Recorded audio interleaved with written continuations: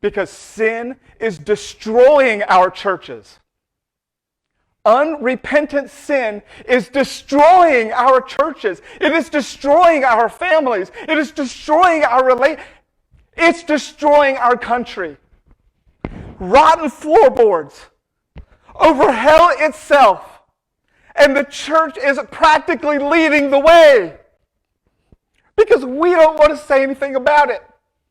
We just want to make people feel happy. And we don't want them to think, oh, if we say something, then they're not going to like us, or it's going to push them away, or they'll be offended.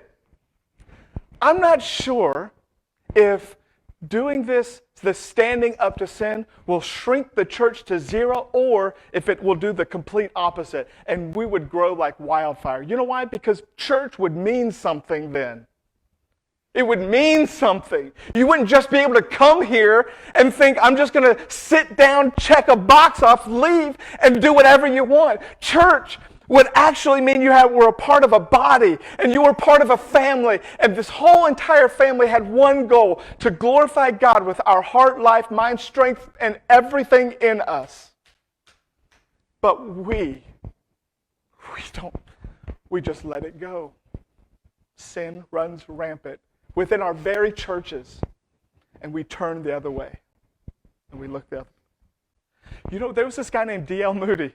This was that's 100 years ago. 100 years ago. Listen to this. This guy named D.L. Moody, before he became the D.L. Moody that maybe you have read about, where he is like this pastor, preacher who goes around the world, and revivals.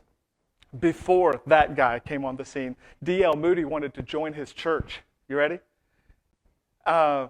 And he went forward and he says, I'd like to join the church. And do you know what happened? His Sunday school teacher said, D.L. Moody, you're not ready to join this church. You're not committed enough. Can you imagine? Can you imagine the horror in people's faces if somebody came forward and said, we want to join the church, and somebody stood up and said, you're not committed enough. Sorry, you can't join here. I'm not saying it's right or wrong, but boy, church membership has been so watered down that you can do whatever you want, because most churches, they just want another head to count. But what if there was a church who goes like this? We are so consumed and committed and devoted to being holy as He is holy. We wouldn't have any of those on the fence kind of people. We would have people sold out. We would go, we don't want anything else other than the glory of God in our life reflected in all that we say and do. There's not one part of me, right, that wants anything else other than Him crucified, and that's it. There's no nominal Christians in the tribulation, and there ought not be today. Just say amen so I at least know you heard me. So you heard me. Here's the second part. If you love the first one, you'll love the second one. I read that, and the first thing that popped into my mind was John, who is the writer of the book. I like to talk to the authors of the book in my study. And I go, John, there's no way that's true. John, come on, you were overstating this, weren't you? Certainly, nobody in their right mind would have demonic oppression, demonic, everything described here, even death. And then, John, come on, seriously, are you telling me that those same people are going to continue to worship the very thing that is destroying their life? That's what I was thinking in my mind. Certainly, John, you could not have meant that. That's not what you meant. And then it was just almost as clear as a bell. You know what? I was like, if John were talking, I heard him. He said, Phil, listen, people do that today.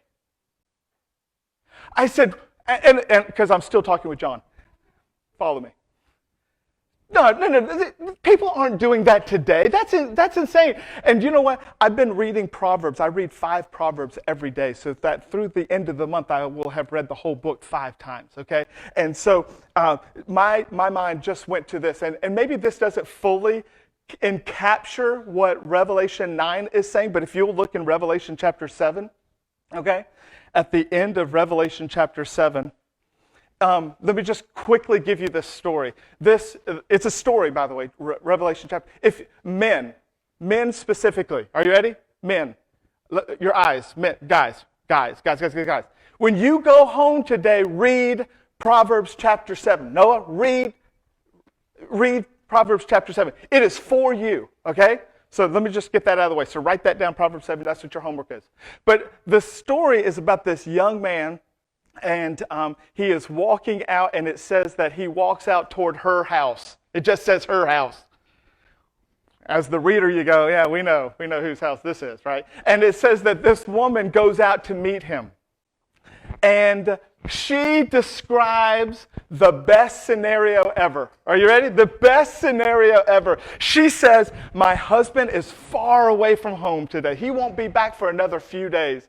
And this guy's like, oh, okay, this is a good situation then, right? And she says, the bed, I have prepared it. It looks great. I put the best sheets on there. And this guy's like, oh, this is a good situation, you know? I mean, from this point of view, this man's point of view, he goes like this. I can get away with this. There will not be any repercussions. There is no accountability. She has set the scene up in such a wonderful way that I can go in. We can have our fill of love until morning.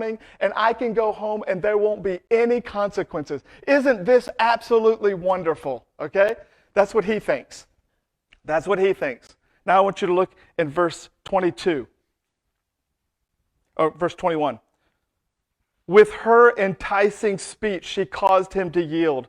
With her flattering lips, she seduced him. This is the best deal ever. And in verse 22, immediately he went after her as an ox goes to the slaughter. What?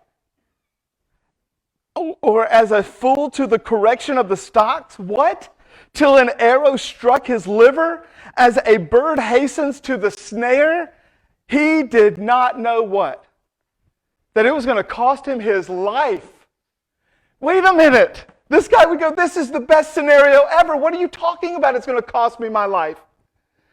Just like in the future, listen, we do it all the time.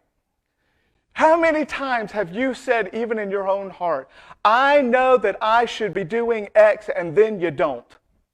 And all the while you think, well, there's no consequences. Nobody's going to call me on it. I'm not accountable to anybody. You continue to do it over and over. You just think there's nothing. And all the while, Proverbs says like this, you had no idea all the while it was going to cost you your life. Man, what if we saw sin like that? You with me? What if we saw sin not just like a little get-out-of-free thing, or this is a pass that, between on Monday from 10 to 12, that's like my time, right? I can do whatever I want to, or nobody's going to find out, nobody's going to see this. What if you saw sin like that? Like an ox being led to the slaughter. Like a bird getting caught in the cage, he didn't know that it was going to cost him his life. What if you saw sin that way, that this could literally cost you your life? Death and life were in the balance as to whether you chose to follow him or decide to do it your own way. Life and death were in the balance, and you didn't even think about it. You didn't even mention it one time. You never, ever even paused to see if this was going to cost you everything. Because you don't believe that. That's why. You don't believe that. You did whatever you wanted to. You lived however you wanted to. You went to, and you did, and not once did you think so. And the reason, let's just be completely honest, you didn't believe that that was the case.